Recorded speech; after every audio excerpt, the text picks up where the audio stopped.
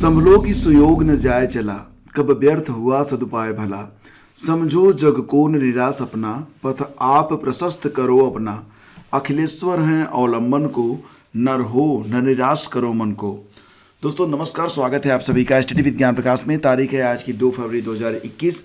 तो जितने भी इंपॉर्टेंट करंट अफेयर्स बनते हैं आज सभी को करेंगे डिस्कस, लेकिन उसके पहले आपके लिए एक बहुत ही अच्छी और महत्वपूर्ण सूचना है। सूचना ये है कि जनवरी 2021 कंप्लीट करंट अफेयर्स की ई बुक लॉन्च कर दी गई चैनल के माध्यम से, जिसको आप बहुत ही कम कीमत में, यानी कि पर डे के हिसाब से देखा जाए तो 1 रुपये से भी कम कीमत पर आप इसे परचेज कर सकते हैं।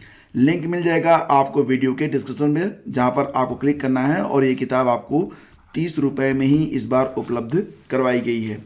इस किताब में सारी चीज़ें आपको मिलेंगी जो भी आपको चाहिए, यानी कि सेक्शन वाइज आपको जितने भी टॉपिक हैं वो मिलेंगे, जैसे कि महत्वपूर्ण नियुक्तियाँ हो गया, इसके अलावा जो भी इम्पॉर्टेंट महत्वपूर्ण डेथ्स हुई हैं उसको भी, जितने भी इम्पॉर्टेंट डेज हैं उनकी थीम के साथ पूरी व्याख्या आपको मिलेगी।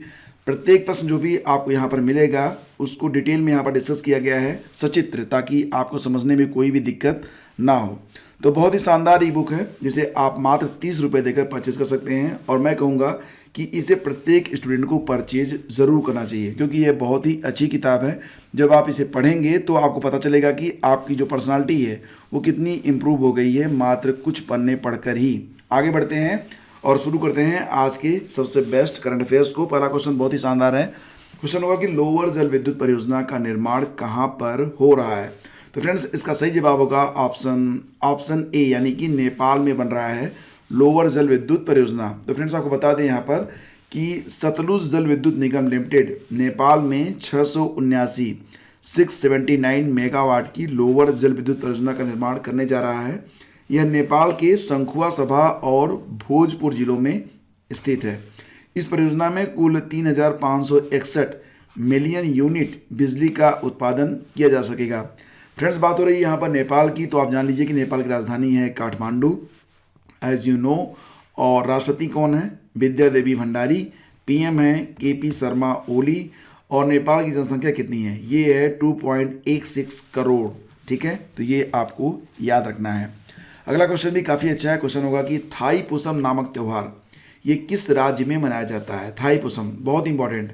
सही जवाब इसका क्या होगा? सही जवाब होगा इसका ऑप्शन ए, यानी कि ये त्यौहार जो है ये दक्षिण भारत में मनाया जाता है। मुख्य रूप से ये त्यौहार जो है ये तमिलनाडु में मनाया जाता है, लेकिन कहीं कहीं पर इसे केरला में भी मनाया जाता है। फिलहाल सही जवाब इसका ऑप्शन ए ही होगा, क्योंकि केरला विकल्प में नहीं है। अगर केरला विकल्प में होगा तो ये फिर भी दोनों में आप जो मुख्य रूप से अगर ऑप्शन लेंगे तो वो तमिलनाडु को ही लेना होगा आपको, ठीक है, क्योंकि ये वहीं का मुख्य त्यौहार है।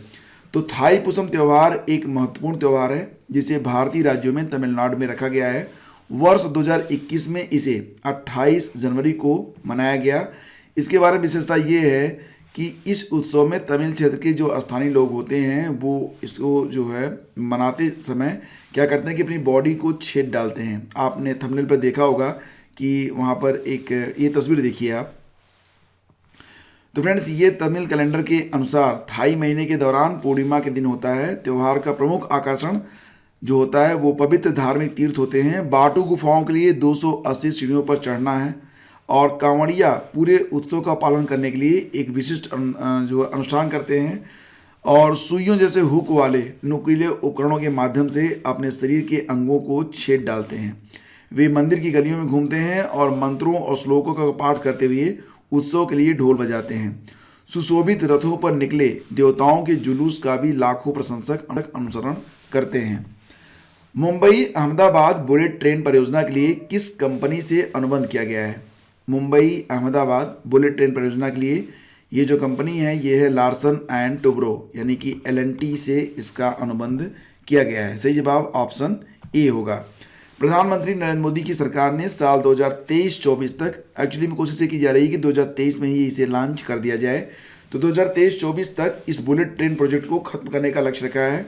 यह बुलेट ट्रेन 1 घंटे में 300 किलोमीटर की स्पीड से मुंबई अहमदाबाद रूट पर चलेगी। Mumbai Ahmedabad high speed train को बुलेट ट्रेन प्रोजेक्ट के नाम से भी जाना जाता है। इस बुलेट ट्रेन का नाम E5 सीरीज शिनाकानसेन रखा गया है। E5 शिनाकानसेन। प्रधानमंत्री मोदी 4 फरवरी को चौरी चौरा शताब्दी समारोह का उद्घाटन करेंगे। आपको बताना है कि चौरी चौरा कहाँ पर स्थित है। तो फ्रेंड्स ये स्थित है कहाँ पर, गोरखपुर में। ऑप्शन सी आपका बिल्कुल करेक्ट है। चौरी चौरा कांड 4 फरवरी 1922 को ब्रिटिश भारत में संयुक्त राज्य के गोरखपुर जिले के चौरी चौरा नामक स्थान पर हुआ था, जब असहयोग आंदोलन में भाग लेने वाले प्रदर्शनकारियों का एक बड़ा समूह पुलिस के साथ भिड़ गया था। जवाबी कार्रवाई में प्रदर्शनकारियों ने हमला बोल दिया था। एक पुलिस थाने में आग लगा दी थी, जिससे सभी जो कब्जेधारी थे वहां पर वो मारे गए थे। घटना के कारण 3 नागरिकों और 22 पुलिसकर्मियों की मौत हुई थी। महात्मा गांधी जो हिंसा के सख्त खिलाफ थे, उन्होंने इस घटना के प्रत्यक्ष परिणाम के रूप में 12 फरवरी 1922 को राष्ट्रीय स्तर पर असहयोग आंदोलन को रोक दिया था, वापस ले लिया था। चौरी चौरा कांड के अभियुक्तों का मुकदमा लड़ा था पंडित मदन मोहन मालवीय ने। ये काफ़ी इंपॉर्टेंट है स्ट्रेटेजी के अंतर्गत, इसको आपको याद रखना होगा। अगर क्वेश्चन ये होगा कि चौरी चौरा कांड के अभियुक्तों का मुकदमा किसने लड़ा था, तो सही जवाब है पंडित मदन मोहन मालवीय ने, और उन्हें बचा भी ले गए थे। तो उन्हें बचा ले जाना उनकी एक बड़ी सफलता मानी जाती है। हाल ही में मुंबई में एक कार्यक्रम में भारतीय नौसेना के किस जहाज को डीकमीशन यानी कि सेवा मुक्त किया गया है, और ये जहाज है कौन सा, option B, in fact T-81, in fact T-81। तो फ्रेंड्स आपको बता दें यहाँ पर कि इनफैक्ट T-81 को 20 साल से अधिक सेवा के बाद डीकमीशन किया गया है। इसे गोवा शिपयार्ड लिमिटेड में इजराइल के मेसर्स रामता के सहयोग से बनाया गया था, और वर्ष 1999 में भारतीय नौसेना में इसे शामिल किया गया था। पर्यावरण मंत्रालय ने हाल ही में किस प्रजाति के संरक्षण के लिए राष्ट्रीय कार्य योजना जारी की है? सही जवाब इसका होगा ऑप्शन सी, कछुआ।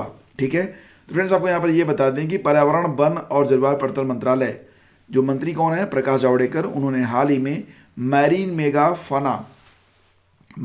मेगाफना स्टैंडिंग गाइडलाइन और national marine turtle action plan को जारी किया है।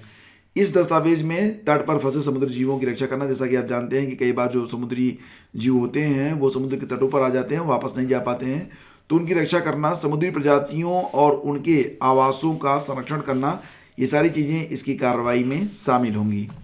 हाल ही में माइक्रोसॉफ्ट ने किस जगह अपने नए इंडिया डेवलपमेंट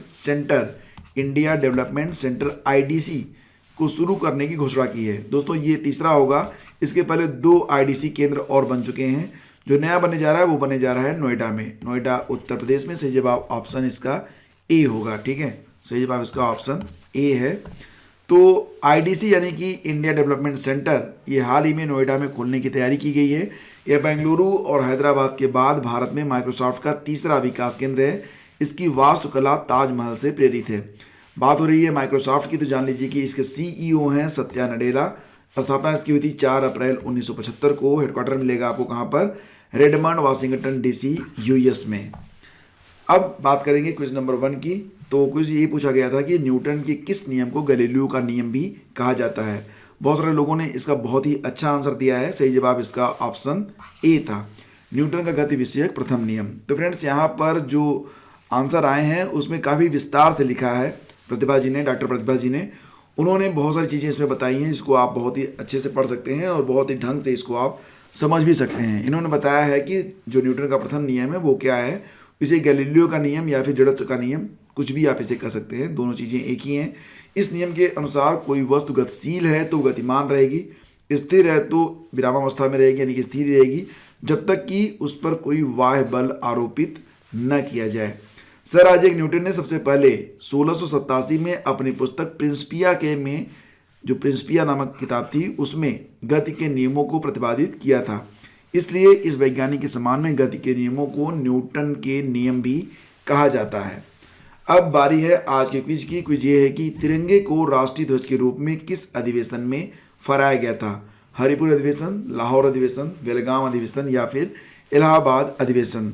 तो आंसर राइटिंग आप लोग बहुत ही अच्छे से करिएगा। देखिए जितने भी लोग आंसर राइटिंग कर रहे हैं एग्जाम में इसका फ़ायदा उन्हें ज़रूर मिलेगा। यहाँ पर मैं आपके नाम को शामिल कर पाऊँ या ना कर पाऊँ, लेकिन जब सफलता की सूची बनेगी तो उसमें आपका नाम ज़रूर रहेगा। इसलिए मैक्सिमम लोगों से मैं यही अनुरोध करूँगा कि आप लोग आंसर राइटिंग को ज़रूर किया करें, और जो अच्छे आंसर हों उनका रिव्यू भी क्या करें, उसको लाइक भी आप लोग ज़रूर किया करें।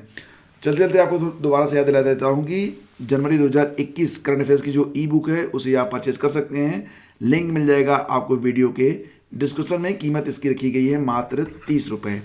तो हम मिलते हैं आपसे अगले वीडियो में, तब तक के लिए आज्ञा दीजिए। नमस्कार, जय हिंद।